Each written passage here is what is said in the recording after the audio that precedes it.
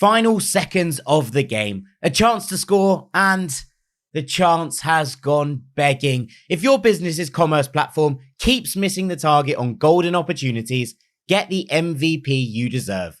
Get Shopify. Shopify is the commerce platform revolutionizing millions of businesses worldwide. Whether you're a garage entrepreneur or IPO ready, Shopify is the only tool that you need to start, run, and grow your business without the struggle. Shopify puts you in control of every sales channel. So whether you're selling signed football boots from Shopify's in-person POS system, or you're vending vintage shirts on Shopify's all-in-one e-commerce platform, you are covered. And once you've reached your audience, Shopify has the internet's best converting checkout to help you turn them from browsers to buyers. What I love about Shopify is how, no matter how big you want to grow, Shopify gives you everything you need to take control and take your business to the next level.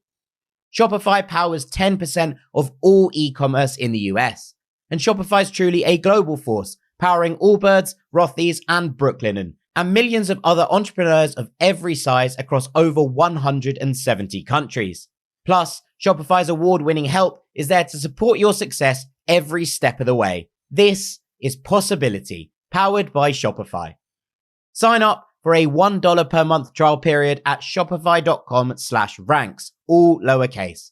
Go to shopify.com/ranks to take your business to the next level today. That's shopify.com/ranks. Hello, this is international football commentator Derek Ray, and you're listening to the Ranks FC podcast.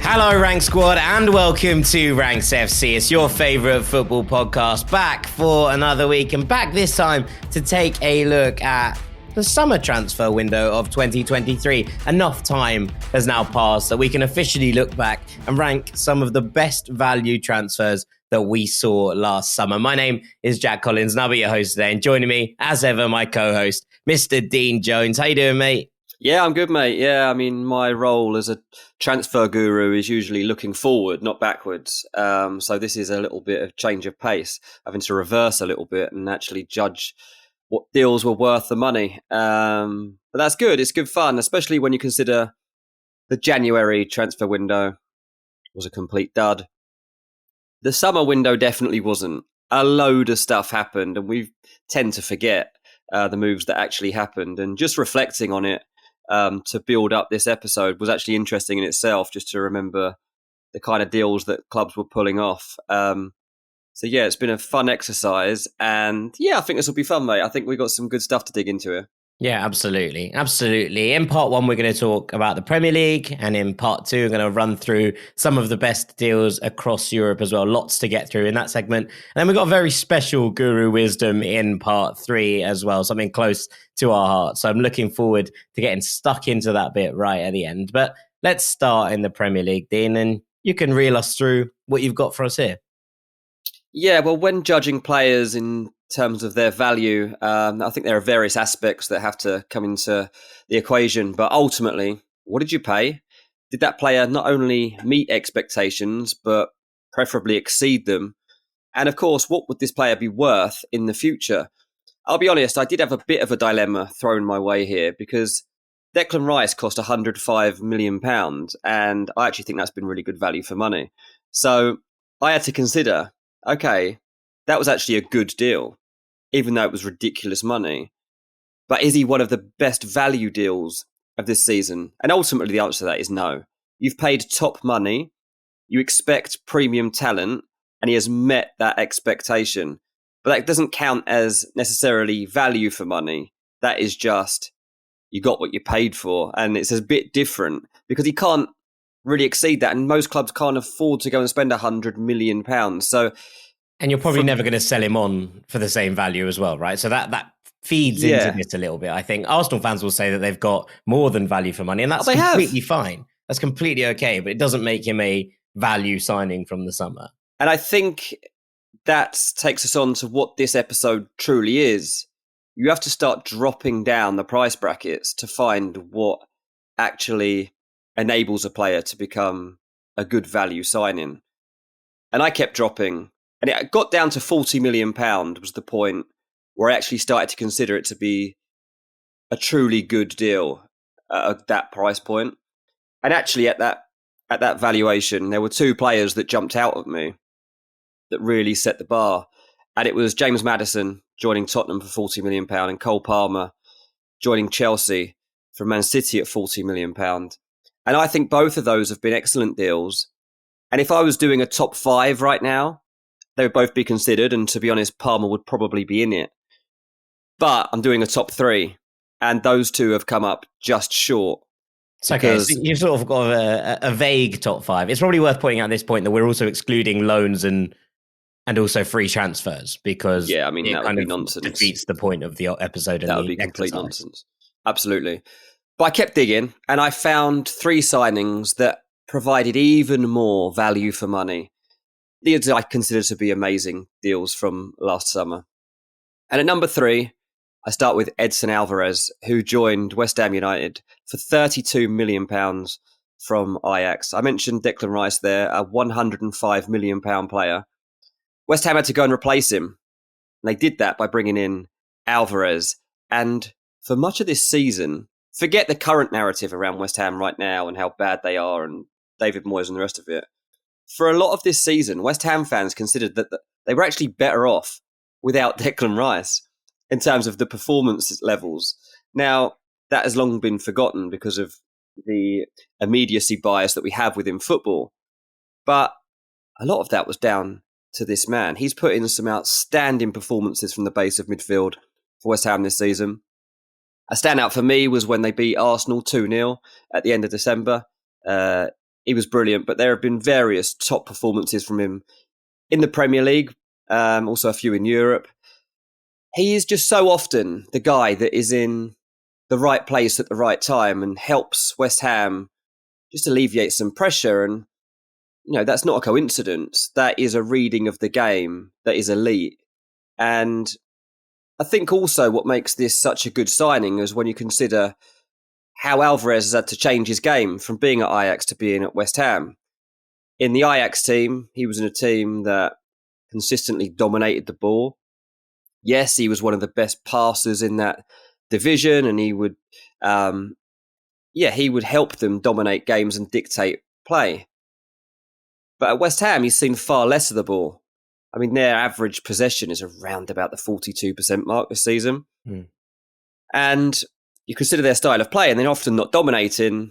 They will quite frequently sit back and then hit their opponents on the counter. And he shifted well into that mould of football.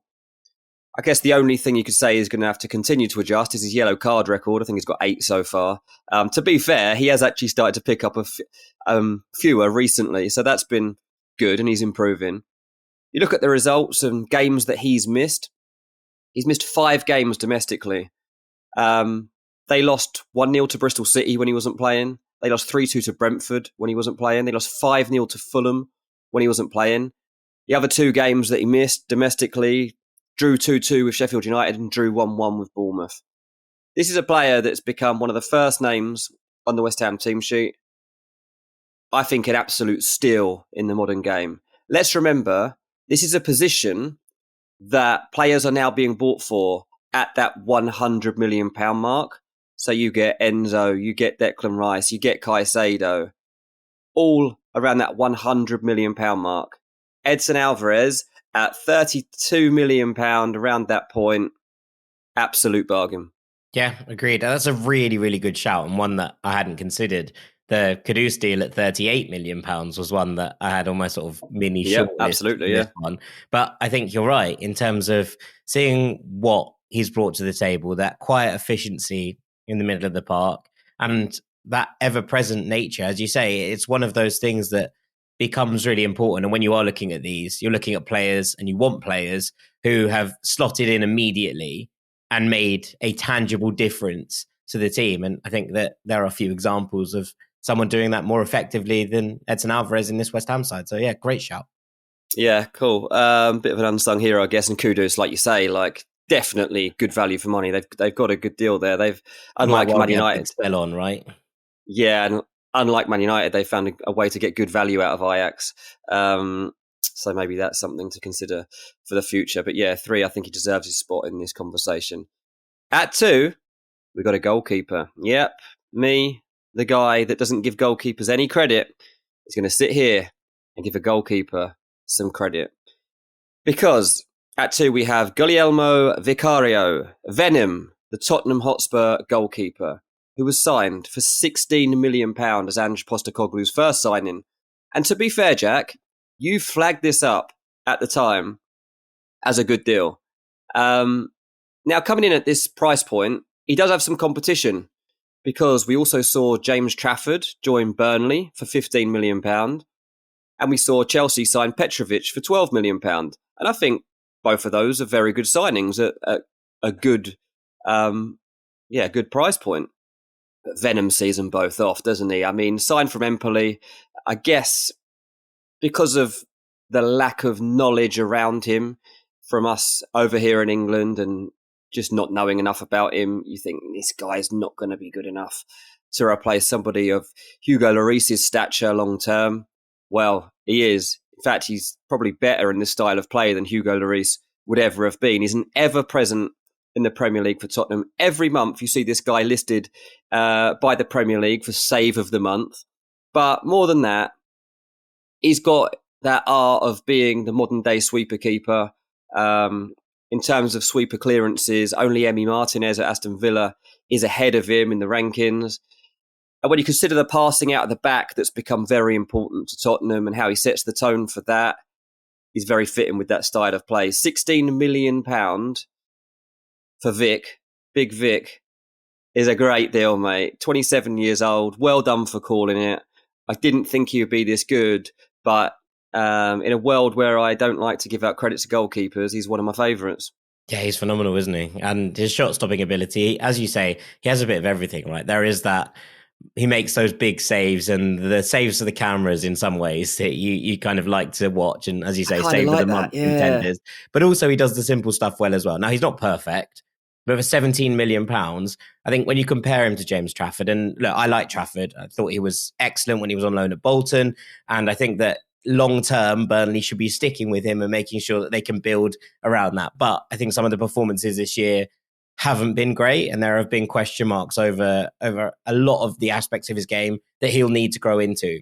There's been almost none of that with Vicario. I think Petrovic could definitely be in the conversation here, considering he was kind of signed as a backup, and he's very much made that number one shirt his own at Chelsea. I like that he does the simple things well, Petrovic. He's a good shot stopper. He claims balls well. He doesn't do anything that you don't expect him to, but he's a solid pair of hands between the sticks. I think Vicario eclipses that in that he's more than that. I think he's worth so much to what Tottenham do, and his ability to bail them out of trouble has been really important in a system that does get opened up on occasion. So, yeah, I think he's right up there. To be honest, I probably would have had him at number one. But for now, I think that it's absolutely grand that he's in the list. Yeah, interesting. I mean, one thing that's been underlined already here, I guess, is that Tottenham have been managing to find some really good value deals. I already mentioned Maddison, mentioned him, and we'll get on to somebody else in a second. But at number one, the best value signing from the summer for this season, in my opinion, is Pau Torres. He joined Aston Villa for £33 million. Some say £35 million. Doesn't really matter. He's transformed the team. Loads of teams track this guy. Lost count of the amount of transfer stories I must have written about Pau Torres over the 2 years of him actually landing in the Premier League. And a lot of the time, there were doubts harboured around his physicality, how he would deal with the aggressive nature of the Premier League and the relentlessness of it. And after his debut for Aston Villa, that intensified. People were really pondering then how long it might take him to adapt to English football. I read a couple of reviews of his early days at Aston Villa, and genuinely people were like, oh, this is what people were talking about. They said he might struggle a bit. Let's hope he does come through. Look, Unai Emery obviously had faith in him, and he knew him well already from Villarreal. And now, let's be honest, Aston Villa are so much worse off when this guy is not around. Yeah. I mean, we saw it absence ourselves. His absence has made it grow fonder, right? You're like, oh, wow, without Pau Torres, this team don't know how to build out from the back. And suddenly he comes back into the side and Villa look unbelievable again. Very frustrating. We were unlucky at the weekend because our Fulham team played against Aston Villa and he was back in the lineup. Well, if he hadn't have played that day, I might have fancied we had a chance, mate. But because he was playing, we basically didn't have a chance. He transforms what this team are capable of. Not necessarily just defensively. I think you can still bring in players that can defend well. And, Aston Villa have got some good players. Obviously, they got Mings and they got Diego Carlos, and they've got options generally, if people are fit, that they could call upon. But Torres is above and beyond that, especially when it comes to Villa and their build-up play. Because Pau Torres helps. He's the first step on that journey. I mean, we talked about Emi Martinez a second ago and being a sweeper keeper. But Torres, having him in front of him is a huge help too. He's just a massive miss when he's not there. People might have wondered why Villa were falling off a cliff recently after a really strong start to the season, wondering whether they might even be able to get themselves into that title race, certainly being in the Champions League conversation. The reason they were falling off a cliff is probably because this guy wasn't playing. It's a big shout to put him in at the best value deal of the season because there is competition. All the guys that I've already mentioned are great deals. But I obviously also had to consider players of his type and his position that had been bought around that same time and how they had managed to do across this period. Van de Ven comes closest, and it seems Without the injury, maybe he's in here. I think he's a fantastic signing. £34.5 million Van de Ven cost, and it is brilliant. And when he's in that side, along with Romero, Tottenham have potentially the best partnership in the league if you could stick them together for a long period of time. His pace, his reading, it's all there. They've got it all. And again, go back to the fact Tottenham really are finding some good deals in the market right now.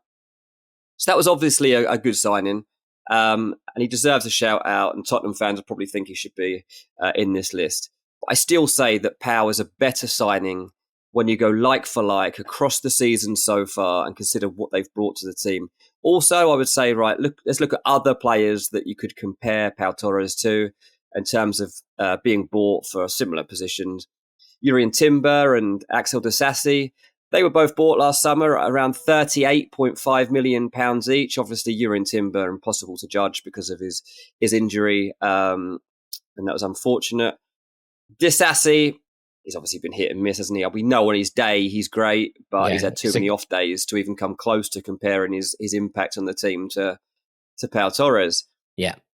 Vardiol was 77, mate. It's interesting 77. because obviously Disasi just had the game of his life at the weekend against Manchester City. So at the moment, people will be like, oh, if he plays like that every week, then that's exactly what you'd expect. Or that's far more than you'd expect for a player at this price point. He was absolutely sensational. But over the course of the season, the consistency that Pau Torres and someone like Mickey van de Ven, I think, put them far ahead of where Disasi is in these kind of standings right now. Yeah, and as I say, Gvardiol, £77 million. I know hasn't strictly been a centre-back this season, but you can still make a comparison in terms of what you're getting for value for money. Pau Torres knocks it out the park. In terms of a resale value, if they were to go on and sell Pau Torres, which they absolutely will not be looking to doing, fancy you could double your money. I mean, you'd certainly be looking to get in excess of £50 million at this point. Obviously, the market is changing a little bit right now, and that would have an effect on things. But I think if you're looking for a gauge on what this guy's going to be worth in the future, then to expect him to double that £33 million price point would be valid. And I think that with that in mind, Pau Torres is probably the best value transfer that we've seen from last summer. Yeah, I think that's a very valid shout. I think I'd still have Vicario ahead of him, but Pau Torres was definitely in my list as well. A couple of other honourable mentions, if you will. Thomas Kaminski, £2.5 million, and that's the third goalkeeper we've referenced. But £2.5 million to Luton Town, he's been immense. And people will look at where Luton are and the amount of goals they've conceded and say, how can you see that? But when you watch Kaminsky week in, week out, he makes an incredible amount of saves. He's endeared himself massively to the Hatters faithful. And I think that at that kind of price point, they would have struggled to get anyone near this level of quality to make that step up with them. So I wanted to just give him a shout. The other one that I kind of was thinking about was Joao Pedro at £30 million for Brighton and Hove Albion, because I think in Joao Pedro, they might well have a striker that they can sell on for, as you say, double that money, maybe more. He has a bit of everything to his game. And I think over the course of this season, he's grown into this Brighton team. There's a lot of rotation that De Zerbi does, people coming in and out. He's obviously got big competition in the likes of Evan Ferguson and Danny Welbeck. But when he's played and the way he knits things together in the middle there, he's a very, very unique footballer. And I really, really like him at 30 million. That looks a little bit like a steal as far as I'm concerned. Yeah, no, I did briefly consider him. Impact level wise, he can have it, not always though. I feel like this is a fantastic signing and it's a great price to get him at. There's no doubt about it. And we've got other episodes lined up over the coming weeks where I think we'll be talking about Joao Pedro, but just didn't quite make it for me. Yeah, agreed. It's a very, very interesting list. And I think that you've nailed it, basically, in terms of these price points. This got a middle ground. Alexis McAllister is one that maybe jumps out at me that would be an obvious not an inclusion here. I'm just not convinced that he's actually £35 million, and I'm putting him more at the £50 million. And I also don't think that his influence has been good enough to quite make it into the list. No, I mean, look, it just wasn't there for me. Yeah, and I think that Alexis would have a shout. I think Endo probably would have a shout as well in here. But equally, I do appreciate that Liverpool's rotations in midfield, some of them forced, obviously, but the rotations in midfield maybe just mean that the influence hasn't been quite as heavy from these players as it has for others. And the players that we're talking about here are ones that have come in and basically been unmovable from their starting spots for their respective teams since they've joined the club. And that's not quite the case at Liverpool, just with the amount of differing options and differing kind of combinations that Jurgen Klopp has used and been forced to utilise across the course of this season. Yeah, fair enough. There we have it. The Premier League section is complete. Pau Torres wins in first place. Vicario comes into second. And Edson Alvarez, perhaps the surprise pick, comes in at number 3. Very, very good. All right, let's move things on. In part 2, we're going to be talking about the entirety of Europe. Put on your seatbelts. We're going on a road trip.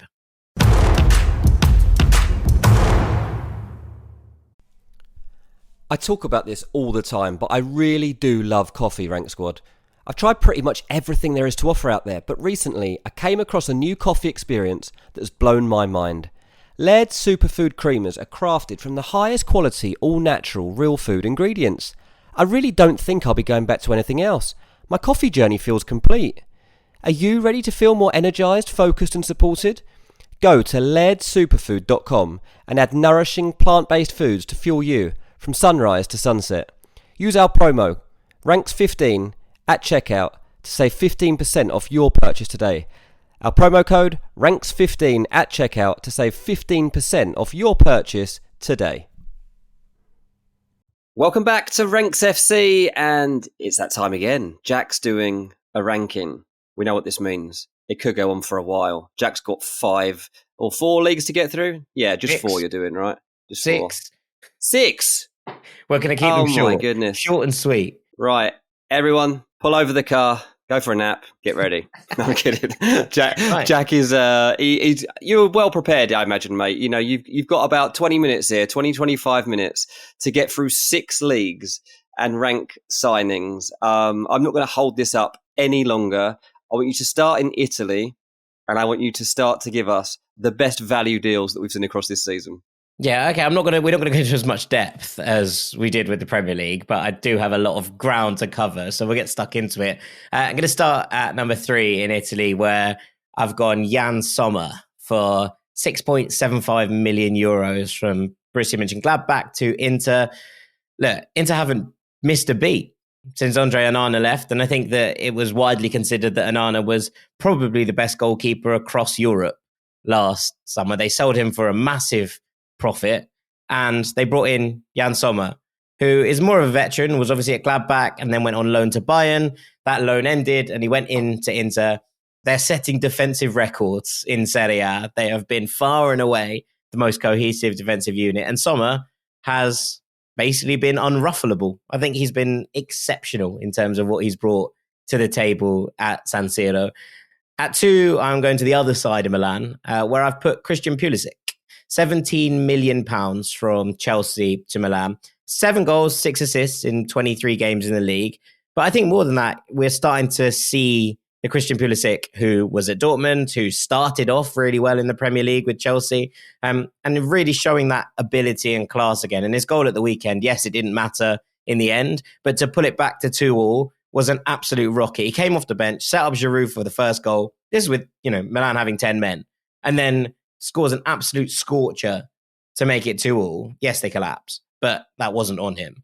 And I think that we're starting to see that ability, that one-on-one ability, that desire to get into the box and get onto the end of chances, that creative instinct again. At £17 million, I think it feels like a really good deal. And look, if he wasn't playing well, this wouldn't matter. But I think you have to add in the commercial value that he adds to Milan here as well, because the shirt sales are obviously through the roof in the States. We're seeing the poster boy of USMNT football starting to get going again and show that ability and showcase what he can do. And I think that's a good thing for everybody. It just feels like everyone is succeeding. And there are always going to be questions about Pulisic and what he brings to the table and whether he's good enough. But generally, I think that this has been an exceptional move. And to be honest, you could look at a lot of Milan's transfers in the summer. Tijani Reinders from RZ, Loftus-Cheek as well in recent weeks in particular, playing a little bit further up and showing what he can do. But I think Pulisic is probably the gem in that crown from where I'm sitting. And I've got a joint entry at number 1, both from Bologna, because in the summer, Bologna spent €4 million on Riccardo Calafiori from Roma and €9 million on Sam Berkema from RZ. And we're looking at a Bologna team that have put these two together as a centre-back partnership, have transformed them, Calafiori in particular, who was a flying wing-back at one point, into a really cohesive, really clever partnership. Only Torino, Juve and Inter have conceded fewer goals than Bologna across the course of Serie A this season. And these two, coming in for a combined €13 million, have been the bedrock on which that is based. And to bring in a whole new centre-back partnership is risky at the best of times. But to do it really on a pretty strict and stringent budget, 13 million, so what, £10 million, £11 million, to bring in an entirely new centre-back unit and transform them like this, both young as well. I think they've been standout, lights out, the best signings in Serie A this season. And I've been so impressed by both of them across the course of it. Yeah, that's good. Look, let's face it, Serie A were raided last year. So at a time when we're talking about good value transfers coming in, it was a summer where actually they were getting probably a lot of value of getting players out of their clubs and having to accept that people were leaving. Højlund left the league, Tonali left the league, Onana left the league, Kim Min-jae left the league, Milinkovic-Savic left the league. Yep. Brozovic left the league. There was loads of high-profile exits, wasn't there, from Serie A? And so it was important that clubs could find a way in the market to move forward, because it definitely wasn't a strong time for this league financially, and they had to find good value. I thought you might have thrown Ruben Loftus-Cheek into the conversation from an AC Milan point of view, because I'm amazed myself at what he's producing at the moment. I guess £15 million. He moved to Milan from Chelsea. I guess you can't put two AC Milan players into the list. You've already got Pulisic in there, so I understand it. I would have had Reinders ahead of him as well. You could have done a Milan ranking. I would have had Pulisic, Reinders, Loftus-Cheek, and all three of them have been phenomenal signings. Absolutely, yeah. But no, I think that makes a lot of sense. And as I say, it was a league that had to find good value, and then those players, it seems like they absolutely have done.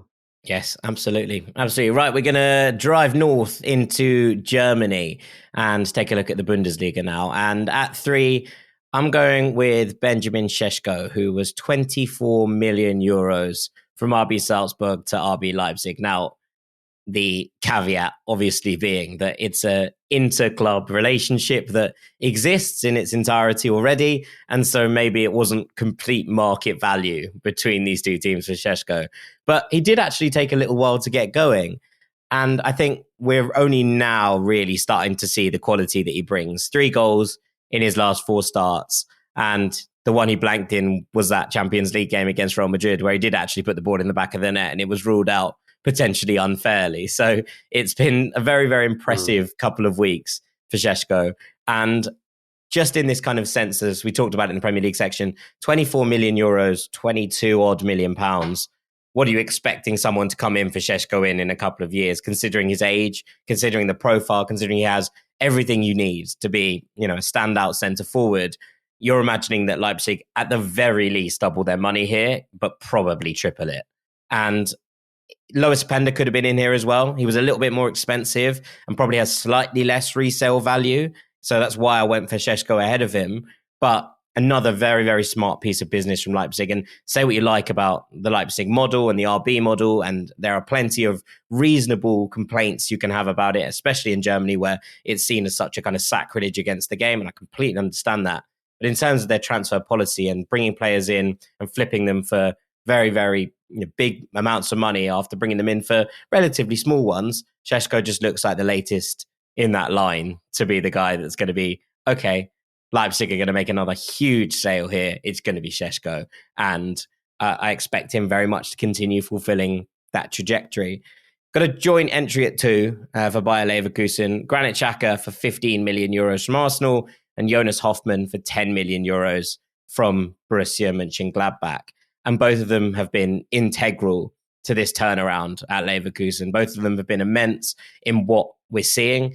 Xhaka bringing that ability to just calm games down. I can't believe I'm saying this, but calm games down and actually that leadership and level of respect in the middle that allows them to just dominate has been immense. And Hoffmann has long been a favourite of mine. But for 10 million euros, this seems like one of the most sensible pieces of business that anybody could have done. He is one of those players that is versatile, adaptable, sits in loads of different places. But what he brings to this Leverkusen team, especially that link up and cohesion with Florian Wirtz in the number 10 role, allowing the two of them to sort of drift around the striker and make sure that they have all the ability and all of the creative input to make them tick in the final third.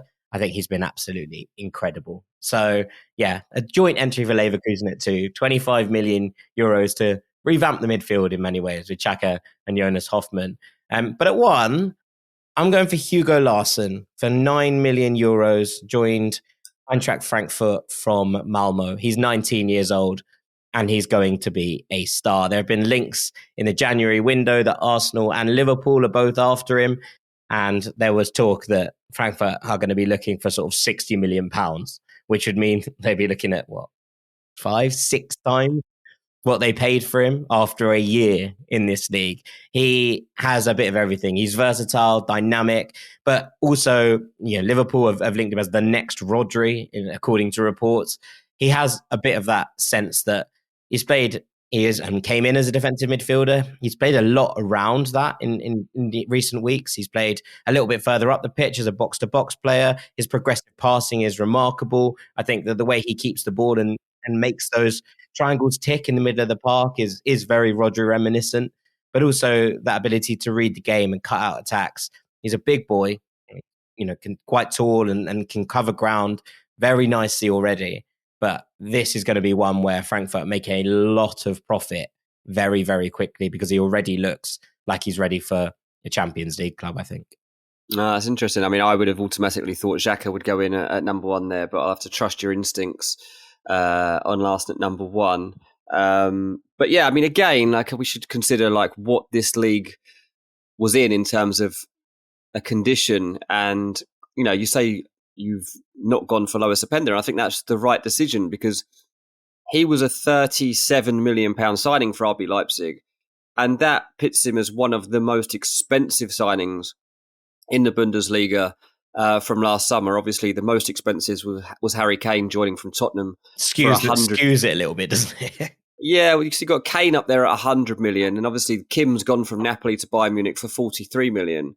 And then you've got Lois Opinda coming in at like the third most expensive signing of the summer. So I think you have to put it into context of what the league spends, and you can't really consider it to be that good a value for money if it's the third most expensive transfer of the summer. Again, it was a league that was raided, and Kunku left for Chelsea, Diaby left for Villa, Szoboszlai went to Liverpool, Kolo Muani went to PSG, Gvardiol went to Man City, Bellingham went to Real Madrid. Like, the Bundesliga lost a lot of big names, and yeah, when they were replacing them, it wouldn't have been easy. Granit Xhaka to emerge as one of the best value signings is a surprise to most of us, I think, but absolutely fits with the model that Xabi Alonso's been successful with.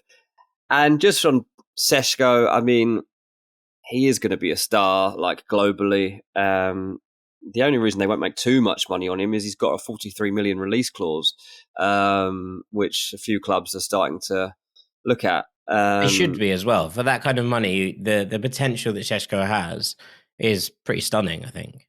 Yeah, absolutely. So Man United long-term admirers, I don't think they'll go there now because of where they are with Højlund. But no surprise to see the likes of Chelsea, Arsenal looking at the summer and pondering whether they should be in that conversation if they're looking for someone that's a bit better value than someone like Victor Osimhen or Ivan Toney. But yeah, good ranking, Matt. Good. Excelente. Well, let's Take us go on. from Germany to Spain. Let's follow the Jude Bellingham route. And look, I think it's probably important to talk about Jude at the top here. He's not going to be in this 3-2-1 because, again, when you spend Declan this Rice kind reasons. of money, Declan Rice reasons, when you spend this kind of money, you expect a superstar. That's exactly what Real Madrid have got. And have they got more than maybe even they expected? Yeah. What's Jude Bellingham worth now? 150, 200 million? I don't know. But I don't think anyone's going to pay that. So it kind of becomes irrelevant at that kind of monetary level.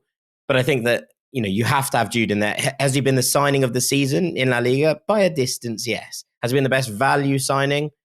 I don't know. Because I think that when you're looking at these, smaller deals, maybe there's a space to kind of grow into. But I don't think that's any slight on Jude. And also, without being funny, we speak about him all the time because he's that brilliant and he's dominated the headlines. So it's okay to kind of leave him out of these ones. And instead, I'm going to go small in Spain because I think that actually you look at the deals that Real Madrid, that Atleti, that Barcelona did, there's nothing jumping out and jumping at me to say, oh, these are the ones that you're looking at. So instead, I'm going to start on the island in Mallorca, where they signed Samu Costa for 3 million euros from Almeria. Now, Mallorca are in a Copa del Rey semi-final. It's 0-0 after the first leg against Real Sociedad, although the second leg is at Anoeta, and you'd expect them to probably lose that. They're above the relegation zone, and I think Samu Costa has been absolutely exceptional. There is a reason that Mallorca have the best goals against in the bottom 8 of the league, and so much of it is to do what Samu Costa does at the base of midfield. For 3 million euros, he has been exceptional. And he was exceptional at Almeria. And there was a player that I kind of was a bit surprised that no one else took a gamble on at this kind of price point, because he felt like the kind of player that has that scope to grow. And I think we could be looking at someone who will be knocking on the door of the Portugal national team before too long. He might need a move before that really comes to fruition. But I think that when we're looking at players who are jumping out and exceeding their value, what Samu Costa brings to Mallorca, almost ever present in this team, is immense. And if they were to be relegated, and I don't think they will be because I think he's good enough to almost save them single-handedly, someone is going to be able to pick up an incredible defensive midfielder at a ridiculously low price point. Just one to keep an eye on. I think he's a real talent. And for this kind of price, there aren't many better deals, I think, across anywhere last summer. At 2, I've gone for Artem Dovbyk, 7.75 million euros from Dnipro in Ukraine to Girona. 14 goals and 5 assists in 23 games for Girona's number 9. He is a complete handful, a complete striker, and his adaptation to a top 5 league has been seamless. He has been such a brilliant outlet for Girona. He does a little bit of everything, I think, in the middle, and those complete strikers that we've talked about for a couple of years now coming into really their own. It's not enough to have, little bits of everything. You have to be able to do a lot as a solo number 9, especially in a system like Michel's as Girona. He has been brilliant, absolutely brilliant, and a key reason why they've gone from a side challenging for a Europa Conference League spot to a side that until last weekend were challenging for the title. It's been immense. One of those campaigns that will be looked back at as, one of the great single campaigns from anyone, and Dovbyk has been so key to that.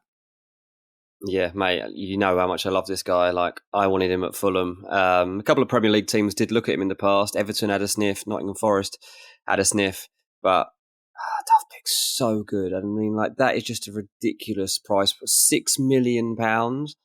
Like, if one of those Premier League teams would have gone for him, they'd have just stuck a 1 in front of it, I imagine, straight away, just because that's where he was going. Because if you could have got a striker like that into the league for £6 million, it'd be one of the best signings of all time. Like, there's not many that are fail-proof, but there are so many teams that he would fit into across Europe, not just the Premier League, where I do think he would actually be fail-proof. He's brilliant.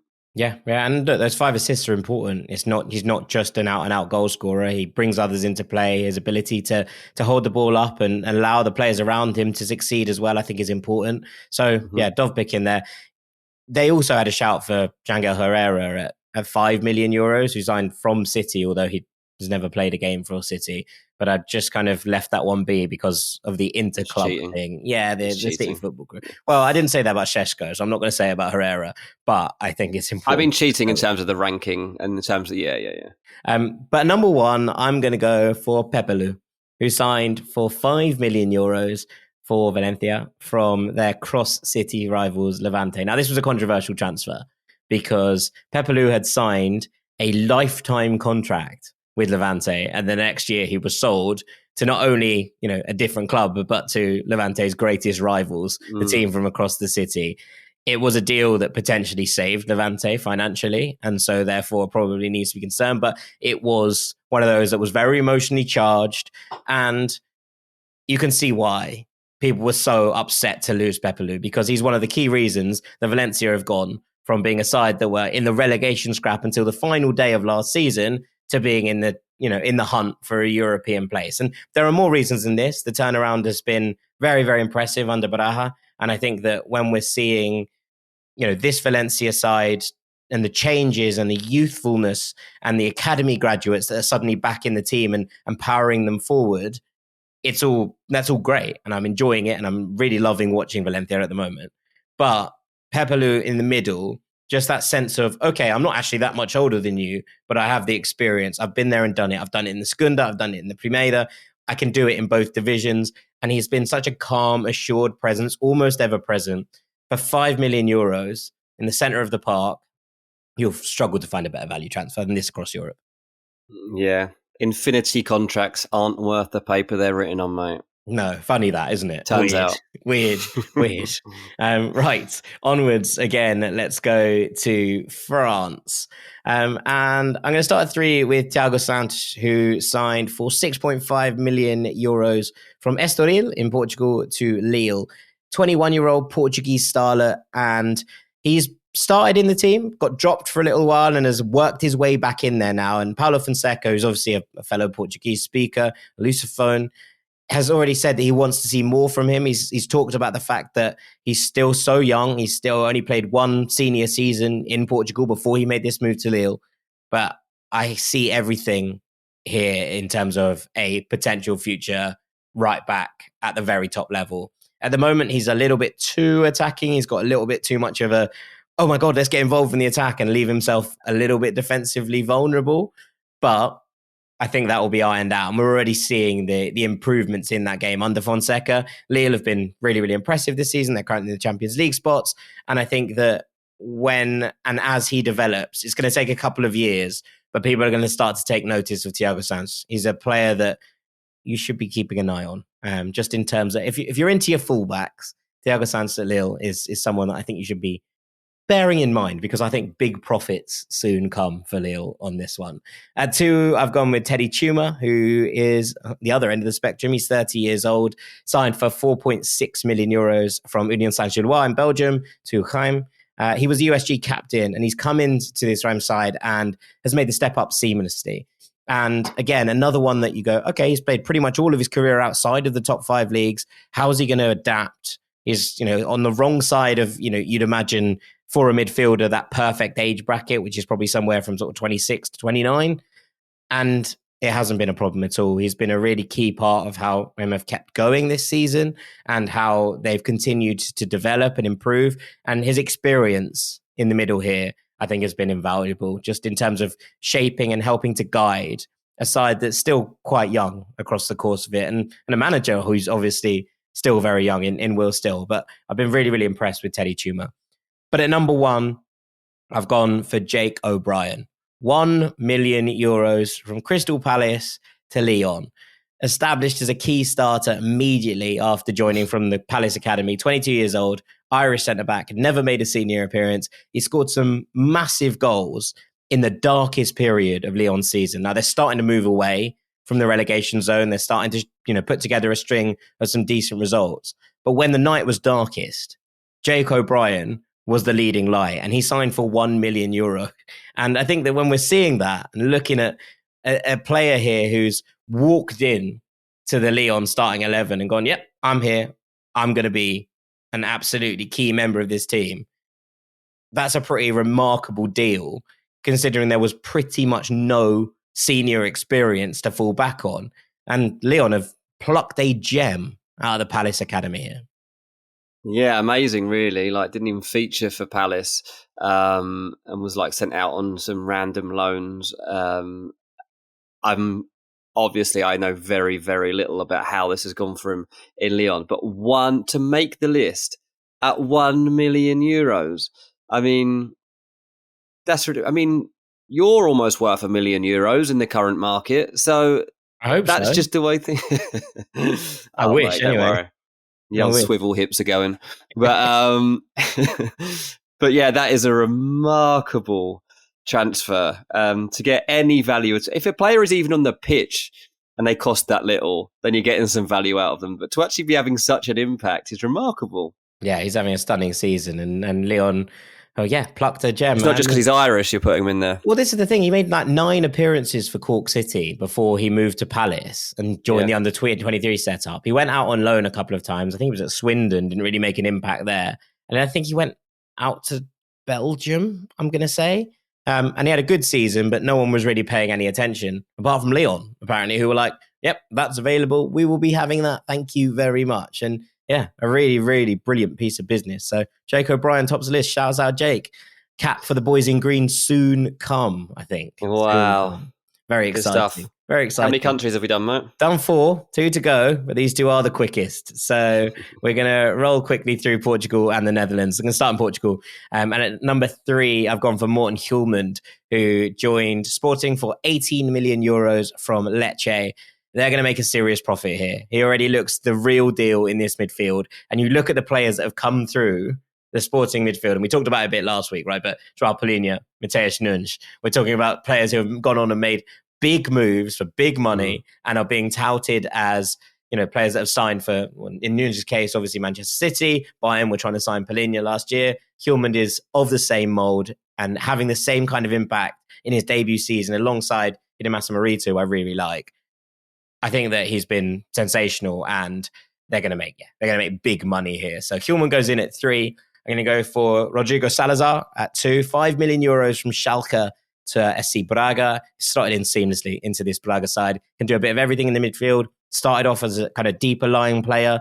In recent weeks has moved up the pitch into a sort of box to box and then into an attacking midfield role. Has really added some goals and assists into his game as well. But for €5 million, Salazar looks a really, really good signing for Braga, and I'm excited about seeing him develop. But at number 1, there could only be one man, Victor Gyökeres, £20 million from Coventry City to Sporting, 28 goals and 11 assists in 31 games. The man is a production machine. He has been sensational from the moment he set foot in Lisbon.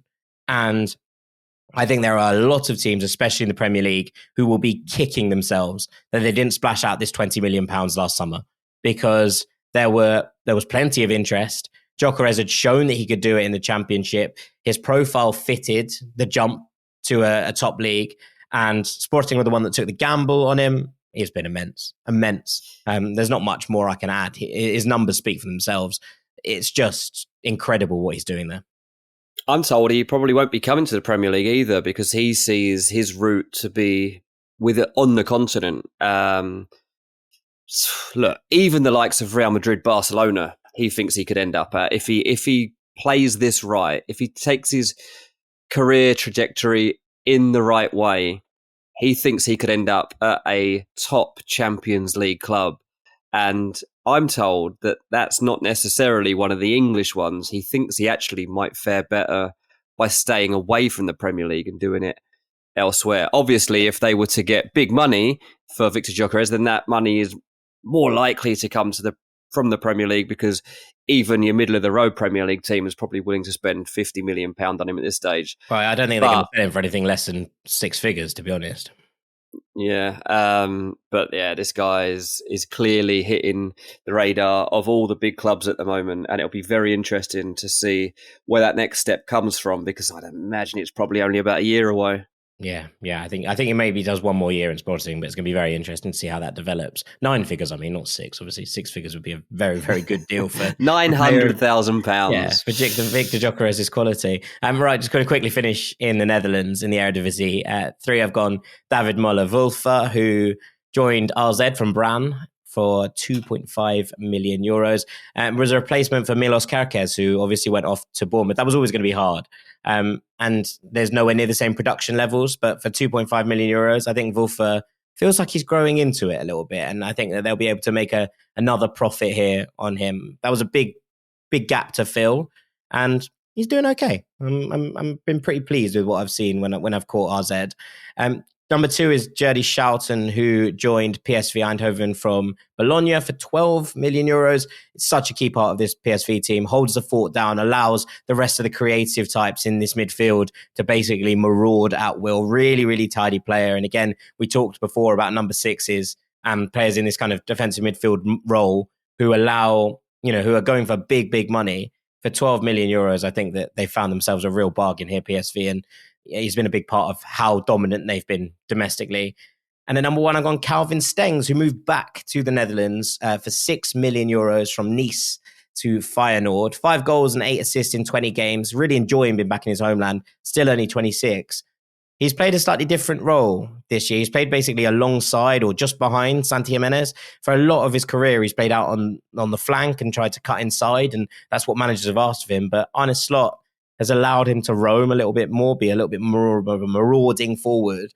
And you're seeing the explosivity and the creativity around the box, which was why he was so highly touted before he made that move to Nice. And obviously he's had to return, and it's not obviously great in terms of he thought he was making that jump to kickstart his career into superstardom. But this renaissance that we've seen for €6 million, I think it's stunning. So yeah, shout out to Calvin Stengs, having a really good time of it back in his motherland. Superb, mate. Yeah, nice resurgent story there to end on. It's funny, really, isn't it, when you consider the figures that we were talking about and being good value for money in the Premier League section, and then when you get to the other leagues, just what is considered to be better value for money over there just goes to show that the context that we are evaluating things in, and probably right to put a break in between all those leagues, because Premier League just still continues to get ripped off year after year after year. But you know what? In Big Vic, I still say that £16 million deal, if we were to do an overall ranking there, that one was probably still standing out as a very good one. Even though it didn't come top of my list, I was still quite happy to have him in that list. And you're right to have labelled him as one of the best signings of last summer when we originally went through the list. So well done, mate. You did a good road trip there through 6 countries. Hopefully it wasn't too long. I felt like it was a little bit of a rattle shirt, but we got through it. You did fine, mate. You did fine, and we've just got enough time to do a little bit at the end. Indeed. Well, after the break, we got a very special guru wisdom, so don't go anywhere.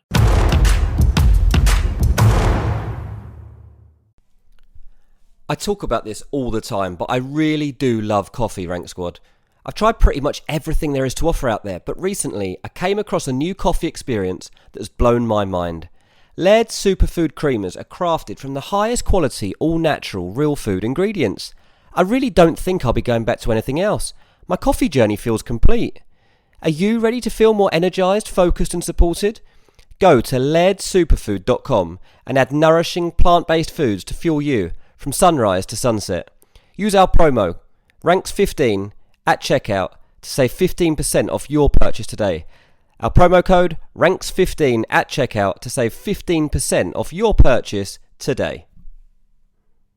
Welcome back to Ranks FC, and it's time for some guru wisdom. What you got for me, boys? Guru wisdom, guru wisdom, guru wisdom. Hey, go on the boys. It's not me this week. Well, not just me anyway. We've got a little email in, haven't we, Jack? We do, from Chris Carter, who messaged on Twitter, and I said to send this in as an email because Chris has got a good idea. He said, "Hello, mates. I hope all is well, boys. I wanted to run a new segment idea by you. I've been watching more and more soccer these days, but I've yet to pick a favourite team in any of the major European leagues. Premier League, La Liga, Bundesliga, and Serie A. Sorry, not sorry, Liga. Hey. Not everyone can watch everything. So I was hoping I could provide a bit about me and what I fancy, and you could choose my teams for me and my girlfriend, who unwillingly ends up watching most soccer games I have on.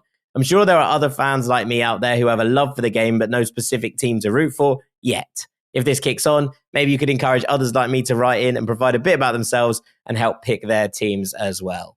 So I love this idea because in the BR days, I actually did the same thing, but in reverse for my NFL team. I went on the Stick to Football podcast, which was under the BR roof at the time.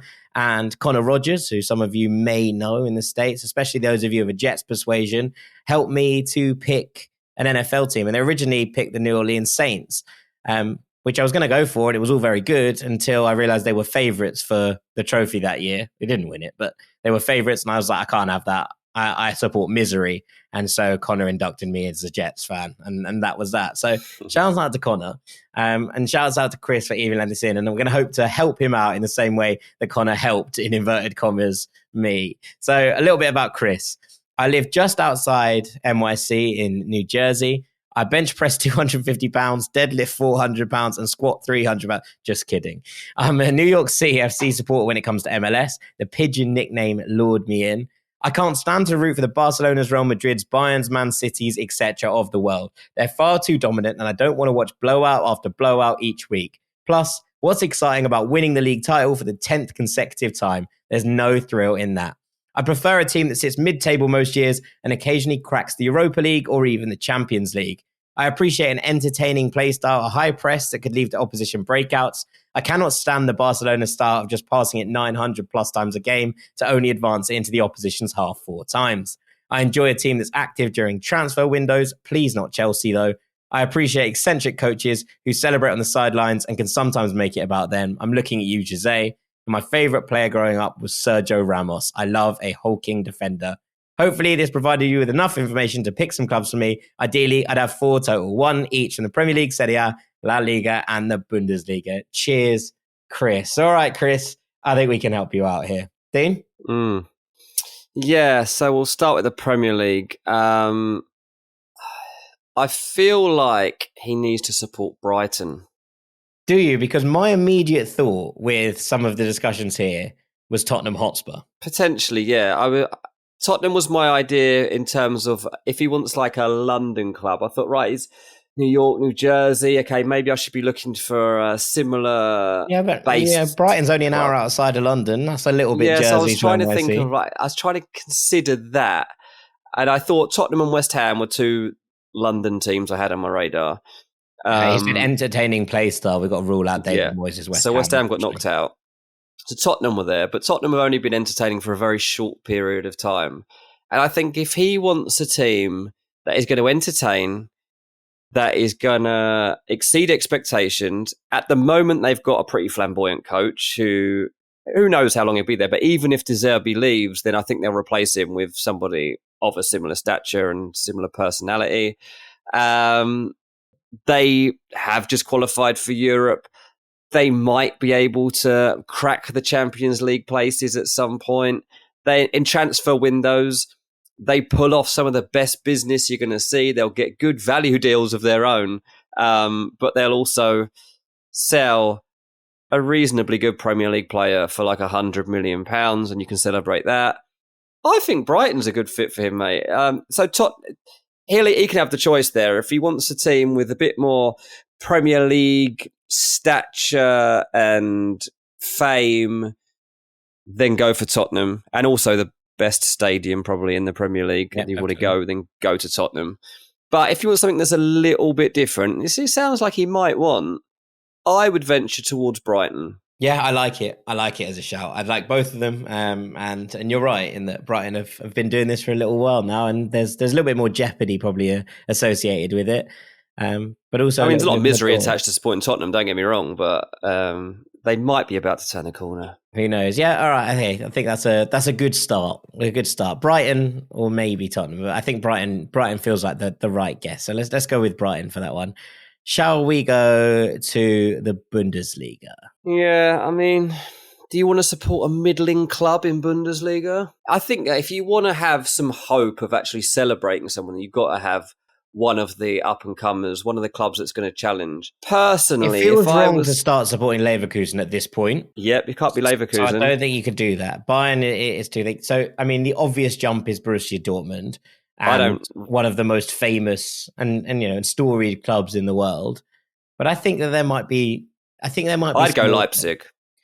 Yeah, but everybody hates Leipzig. And But that Chris doesn't seems matter like to a him nice if he lives in bloke. America. Chris It seems does like a not nice matter bloke. to somebody. Like, I think RB Leipzig are actually a really good team to follow in Germany because you get to learn so much about players and coaches and sporting directors of the future and understand the running of a different model club. Not a million miles away from what Brighton are about, I guess. But I actually think within Europe, I would not recommend you follow RB Leipzig. For someone that lives in America, I would say follow RB Leipzig because I think they got a good chance of winning the Bundesliga in the next couple of years. They're incredibly entertaining to watch. I will give you that. And obviously they're the a great Red team Bull, to follow. the Great Red team Bull to watch. system does add into the high press, etc. that Chris is talking about in his email. So I can understand that. I don't think I could feasibly throw my support behind anyone supporting Leipzig, but I appreciate your thoughts on it. Nonetheless, I'd probably go Frankfurt, Eintracht.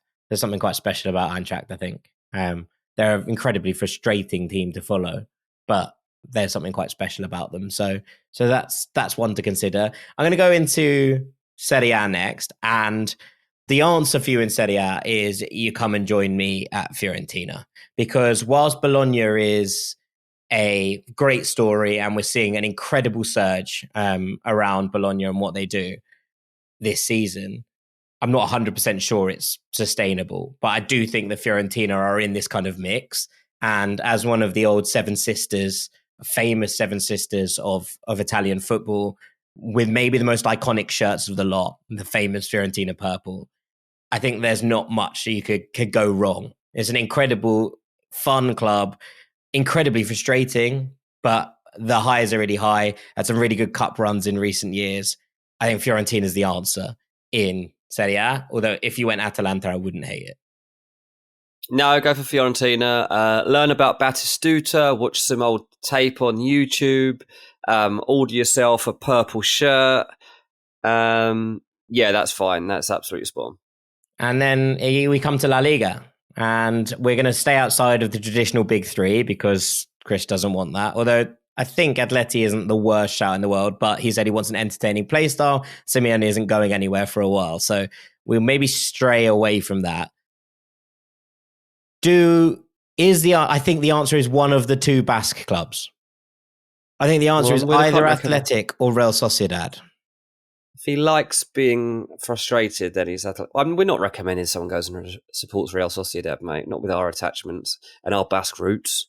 We can't do that. But I do really like Real Sociedad as a football club. They're incredibly entertaining. It's an amazing place. If you go and visit, you get to go to San Sebastian. Anoeta is one of the coolest grounds that you'll see anywhere in Europe. The fans are amazing. And obviously there is that friendship. And this is the thing, you say this, but we've been to the derby. And we know that there is and exists that friendship between Athletic and Real Sociedad and that brotherhood in the Basque nation. So I don't feel bad about that in many ways. I wouldn't feel guilty about recommending it, despite our associations with Athletic. But Real Sociedad are a team that have been in and around the European places for some time now. They've built something very special, that hyper-local element. They play an incredibly entertaining style of football. There's a lot to like. He can make his pick. He picks one of them. Let us know which one you pick. Yeah, the Basque sides, though. Athletic. You're literally sat doing this podcast in an Athletic Club t-shirt. I am, yeah. I know. You literally sat there in a red Athletic Club top saying, yeah, you should support Real Sociedad. What are you doing, man? Look, if it was about what clubs I support, then we'd be having a different conversation. I'm trying to help Chris out here. This isn't about me. I'm making it about you. It's one of those two. Come on, last one. There you go. That's it. That's the fourth. Oh, that's it, yeah. If you want to support a French club, support PSG. Don't do that against all costs. But we can come back to France later down the line. If anybody else wants to get involved with this game and is looking for clubs in Europe or have clubs in certain areas and want some guidance or maybe some other clubs that they could start to follow, you can send us a DM on Twitter or Instagram and we'll have a look. If we get a couple of responses, maybe we'll bring this segment back for another Guru Wisdom later down the line. But thank you very much to Chris for trusting us with a big decision, but also for sending that email in. It was lots of fun and we thought it was a good way to end this podcast. And on that bombshell, I think it's probably time for us to call it a day. So all that's left for me to do is say thank you very much to my co-host, Mr. Dean Jones. Cheers, mate. I've been Jack Collins. This has been Ranks FC. Thank you so much for listening as ever. We will be back later on tonight or first thing tomorrow morning, depending on where you are in the world, with a Champions League takeaway, looking at all four of the games this week as we get to the end of the first legs of the round of 16. All very exciting. We'll see you very shortly, Rank Squad. Take it easy. Peace. Final seconds of the game. A chance to score and the chance has gone begging. If your business's commerce platform keeps missing the target on golden opportunities, get the MVP you deserve. Get Shopify. Shopify is the commerce platform revolutionizing millions of businesses worldwide. Whether you're a garage entrepreneur or IPO ready, Shopify is the only tool that you need to start, run, and grow your business without the struggle. Shopify puts you in control of every sales channel. So whether you're selling signed football boots from Shopify's in-person POS system or you're vending vintage shirts on Shopify's all-in-one e-commerce platform, you are covered. And once you've reached your audience, Shopify has the internet's best converting checkout to help you turn them from browsers to buyers. What I love about Shopify is how, no matter how big you want to grow, Shopify gives you everything you need to take control and take your business to the next level. Shopify powers 10% of all e-commerce in the US. And Shopify is truly a global force, powering Allbirds, Rothy's, and Brooklinen, and millions of other entrepreneurs of every size across over 170 countries. Plus, Shopify's award-winning help is there to support your success every step of the way. This is Possibility, powered by Shopify. Sign up for a $1 per month trial period at shopify.com/ranks, all lowercase. Go to shopify.com/ranks to take your business to the next level today. That's shopify.com/ranks.